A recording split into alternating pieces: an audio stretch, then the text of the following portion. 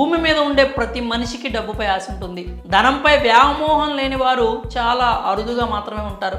ఇక రోడ్డుపైన డబ్బులను బారేసుకుంటే ఇక వాటి గురించి మర్చిపోవాల్సిందే. కారణం, దొరికిన నోటుని ఇచ్చేవాళ్ళు చాలా అరుదుగా ఉంటారు. కొందరైతే వేరే వాళ్ళ విలువైన వస్తువులు పడిపోయేది చూసి కూడా కావాలని వాటిని పట్టుకొని పారిపోతూ ఉంటారు.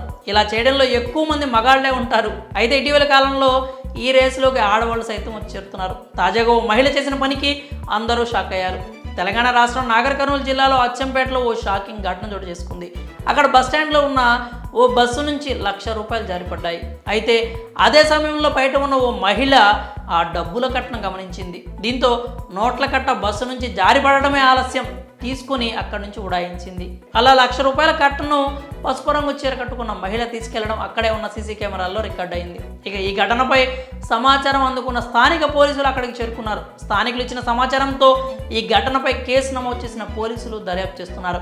సీసీటీవీ ఫుటేజ్ ఆధారంగా డబ్బులు తీసుకెళ్లిన మహిళ కోసం పోలీసులు అయితే గాలిస్తున్నారు.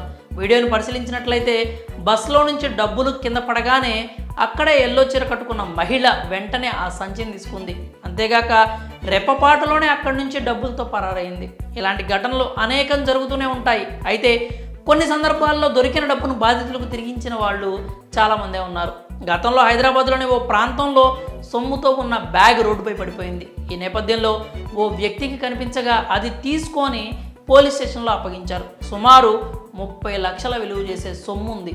ఇలా తమకు దొరికిన సొమ్మును తిరిగిచ్చేవారు కొందరుంటే ₹10 దొరికినా ఎత్తుకుపోయే జనాలు మరోవైపు ఉన్నారు. ఇలా పరాయి సొమ్ము కోసం పాకులాడే వారిలో మహిళలు కూడా ఉండడం గమనార్హం. మరి తాజాగా జరిగిన ఈ ఘటన